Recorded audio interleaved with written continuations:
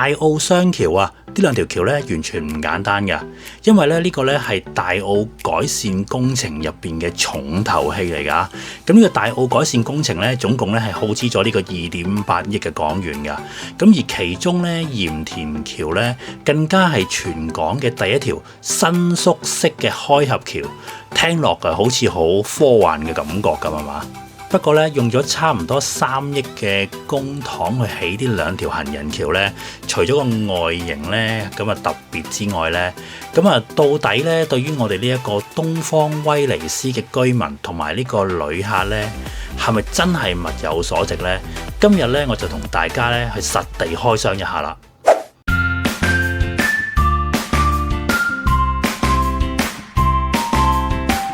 呢度係大澳，我哋今日會睇一條新起嘅天橋，就係大澳雙橋。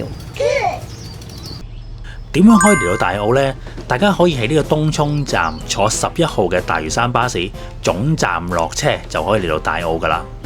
大澳雙橋啊，係大澳改善工程第2期嘅第2階段項目嚟嘅。主要咧係興建2條行人橋啦，咁而呢2條行人橋咧，咁究竟喺邊度呢？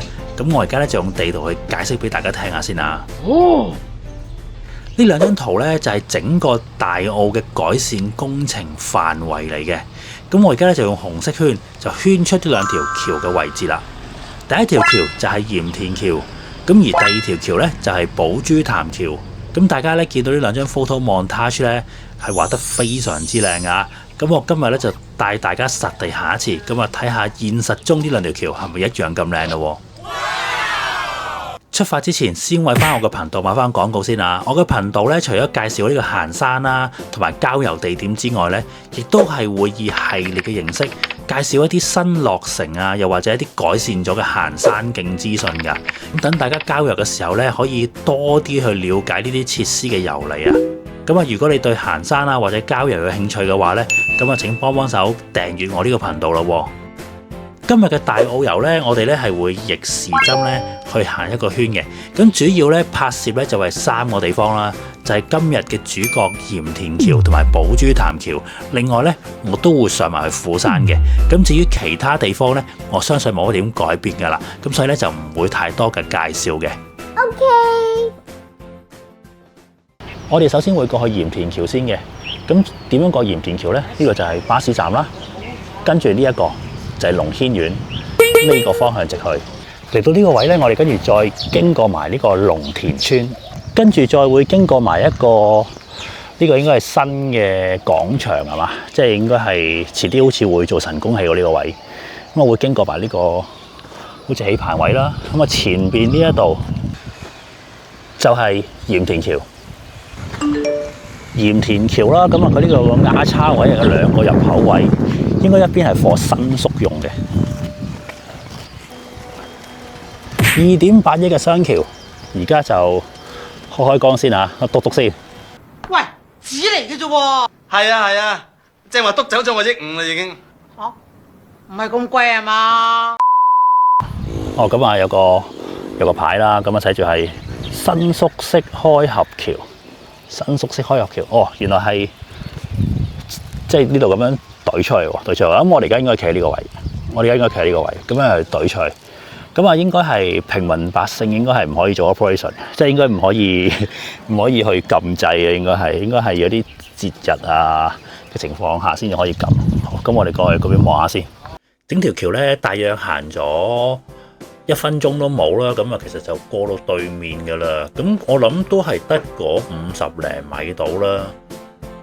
咁啊行到去尾位咧，咁啊有啲樓梯級咁可以上嘅。咁上咗去之後咧，咁啊可以見到佢嗰個接駁位噶啦。咁呢個位就清楚睇到嗰個橋嗰個接合位啦。即係條橋就應該係呢一度呢個位置咁樣伸過嚟，去駁住我而家下邊嘅呢一個輪咯。係啊，你個輪啊，咁樣咯。咁呢條橋其實好短啊，不過感覺好似應該得50米左右啦，50米就應該完噶啦，冇噶啦。咁咧，我喺佢官方嘅 Facebook 網頁度咧，就揾到一段短片咧，就係講佢關於佢開合嘅情況。咁啊，大家可以睇下我左上方短片啦。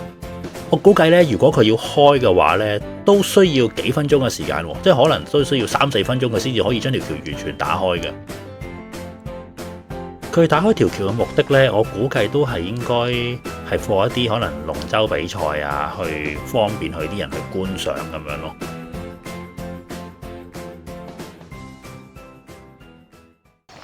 行完個鹽田橋之後咧，我哋而家就經呢一個新基街啊，喺呢度新基街咁啊，過去呢一個寶珠潭橋啊，即係第二條橋啦。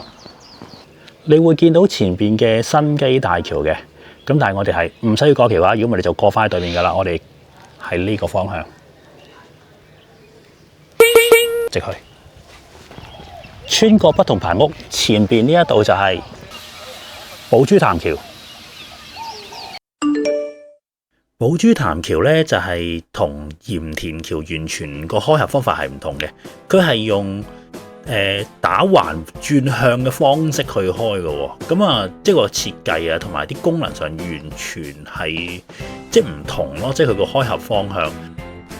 咁左上方呢段片咧，又係同一個 Facebook 嗰度佢放嗰段片啊，就係講緊佢轉向開嗰陣時嗰個嘅情況咯。我估計佢開都係需要幾分鐘嘅時間。經過睇過頭先嘅說明書之後咧，呢條橋嘅開合方法咧，應該就喺呢度咁樣去扮過去嘅，咁扮過去嘅，咁就有機會過到啲龍船啦。喺呢度就有機會過到啦。咁啊，經過我睇咗一陣之後咧，其實我發現咧，佢條橋開同唔開咧，下面都一樣會有船經過。咁所以咧，我覺得咧，佢開同唔開咧，都應該唔會太影響下邊嘅船嘅運作嘅。咁橋嘅兩旁咧都有啲介紹啊，就介紹翻呢個龍舟遊涌嘅情況啦。咁啊，端午節就嚟到咯，我諗呢度都應該會有好大嘅搞作噶啦。咁啊，我哋咧喺橋嘅中間咧見到其實有啲燈嘅，咁所以咧我諗咧應該夜晚咧就會變咗呢個幻彩詠大澳啦，應該。行到呢一度咧，今日嘅介紹兩條橋咧已經完晒噶啦。咁到最後咧，我想帶3個點俾大家咧去思考一下嘅，就係關於呢個大澳雙橋同呢個大澳嘅關係。咁啊，希望大家可以聽埋落去咯。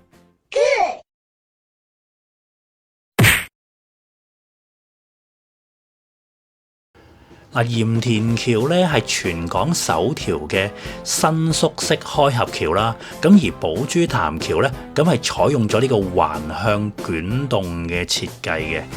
咁啊呢種特殊嘅設計咧，咁啊係為咗呢個兼顧呢個行人嘅過路啦，同埋呢個船隻嘅通行。咁但係咧喺呢個鹹淡水交界位嘅大澳咧，同埋呢個高濕度嘅鹽分嘅環境下咧，咁啊機器嘅開合、零件嘅保養嘅頻率。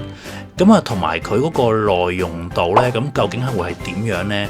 同埋咧，如果會遇到一啲颱風啊或者大潮嘅時間咧，咁啊呢啲自動化嘅系統咧，咁啊有冇足夠嘅抗災能力咧？我相信好快大家就會有答案噶啦，因為咧嗱，而家咧就係5月啦，咁我相信咧過多幾個月咧，都會應該有啲打風啊，即係如果香港嘅話，啲打風啊、黑雨啊咁嗰啲，即係都應該會有嘅。咁啊，大澳不嬲都係個災區嚟嘅。咁啊，究竟呢兩條橋咧，係可唔可以抵受到啲颱風啊或者大潮咁咧？